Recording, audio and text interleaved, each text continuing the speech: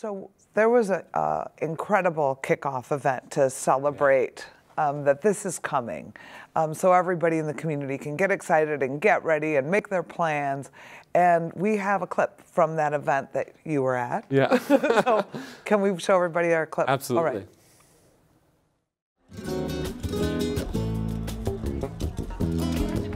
This is our Frida Kahlo 2020 exhibition kickoff party. And there's really two reasons why we're here. One is to honor Alan Peterson, who is a gentleman who lives in Glen Ellen, who is a real supporter of the MAC and the college. And he was like, what can we do to really elevate the level of the college and the MAC? And he said, I have this friend, and he owns Frida Kahlo's art. And I was like, really? You know, and we started talking and exploring the possibility, and so we're here to say a year later, it's happening. We are bringing Frida Kahlo's art to the College of DuPage for an exhibition in 2020. What this exhibition means for the college is our ability to not only celebrate and note important cultural events in the life of the country and the world, but to also bring together scholars and students and citizens and residents and taxpayers and all kinds of people around the country to celebrate not only Frida Kahlo, but the rich culture of America. I think the board approved the artwork coming here because we do recognize the incredible impact that the MAC has on DuPage County. It's much beloved by all of our District 502 residents and beyond. So this really does, again, give us a way to support the arts, to introduce some innovative curriculum opportunities and ideas, and to really have an event that the entire campus and our community can really get invested in and get around. On behalf of the Honorable Carlos Jimenez Macías, Consul General of Mexico, he asked me to express his most sincere recognition for bringing Frida Kahlo's exhibition to the Midwest and for using art to build a new bridge of understanding between our two countries. You know, it really elevates Mackinac Performing Arts Center and really elevates the gallery part of the Performing Arts Center, which is really incredible. In addition to that, the hundreds of thousands of people that will come through is really amazing. And what I think is unique for us, because this has been to different museums and in different countries, but we're a college, so we can do educational programming, and we're a performing arts center, so we can do music, theater, and dance performances to support it. So I personally think in this day and age, it's just a really incredible opportunity for students, for faculty, for the community. You know, one thing that we have that typical museums don't have is a faculty, a college, resources, students. And I think that makes our exhibition kind of a really unique experience to other exhibitions that you might see, because we have a lot to draw on, and we'll have opportunities for education and outreach.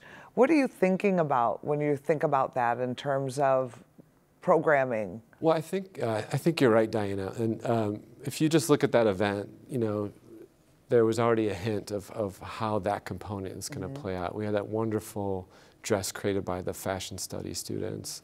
We had an amazing cake created by the culinary students.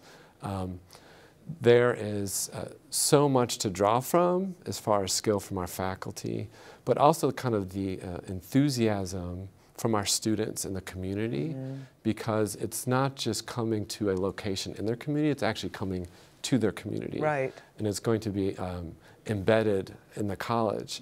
And I think that not only does that give us an advantage in terms of resources, intellectual, physical resources, but also it really lines up with what I like to feel, and I know you do too, would really be how Frida Kahlo would feel about this, because it's about the community. Right. This isn't about it's not going to some hidden high-cost elite place, right? This is for people whose voice, her voice may mean the most to, will have access to. And for the show, that means we're going to have a lot of information. For example, the lobby of the Art Center is going to be transformed into kind of a historical exhibition telling people about her life, her influence, her struggles. That educational component is going to be amazing alongside the artwork. but also the amount of educational opportunities, classes, lectures. We'll have a whole lecture series, educational series for children. It's really going to be almost like a Frida Kahlo community college. Well, you know what I love about her is, I was in the lobby working on something, and a student came by and went, "Frida Kahlo? She's coming here?" Yeah. And the fact that she resonates with 17-year-olds today Absolutely. is unique. Not a lot of artists have that No. magic. And so young people like her, older people like her, and I feel like she's got so many sides to her that that make her so attractive. And you know, there's people who write about the Frida mania, because she's kind of a pop icon now. And I think it's fascinating that we have someone that relates to people. If you've overcome physical issues, you relate to her. Absolutely. Women relate to her. Immigrants relate to her. Right. Women love her. You know, there's just so many different sides to her. Artists respect her, you know, and her father was a photographer, and she dated a photographer. Yeah. You know, there's just so many interesting, I think, attractive parts to her. And I think you described it once as she's a prism. A prism, yeah. I was saying she's very much like it because so many people reflect onto her what they see or what we relate to. Yeah. But at the same time, it's really hard to see what's in the center because there is all of these different facets that people are drawn to. And in some ways, that's amazing because it can relate to such a broad range of people. The other aspect of that that gives us the opportunity to tell more about the story of who she actually was. Because I think there is this great Frida mania, which creates this incredible attention and focus on her work and awareness of her work. But at the same time, there's still so much to learn about her. And I think when we get people from across the country and the region onto campus, into the art center, into the gallery, and they spend time with her work, they're really going to learn about her in a much deeper, more accurate way, and they're going to be learning from her paintings. And she was a big student. She was one of the few students who got to go to this new school, and she wanted to be a doctor. Yeah. I read last night she taught for a little while.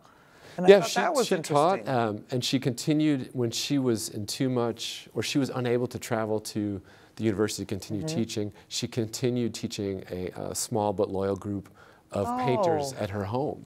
And there's even, you know, in some of her paintings, even sometimes there's symbols of different animals or monkeys that relate to those students because they had such a strong connection. And you're right, she, you know, at a time when not a lot of women were encouraged or allowed to seek higher education, she was at the National Preparatory School, which was a very prestigious institution. And that's actually the first time she met who would eventually be her husband, Diego Rivera, except she didn't meet him in some sweet sort of way. Her and her friends were always playing pranks on him while he was like painting murals at their school. And not pranks like, oh, we're gonna tie your shoes together. They would like light his scaffolding on fire, all sorts of things. So who'd imagine, you know, a decade later, they would be one of the most famous couples in Mexico and in the world.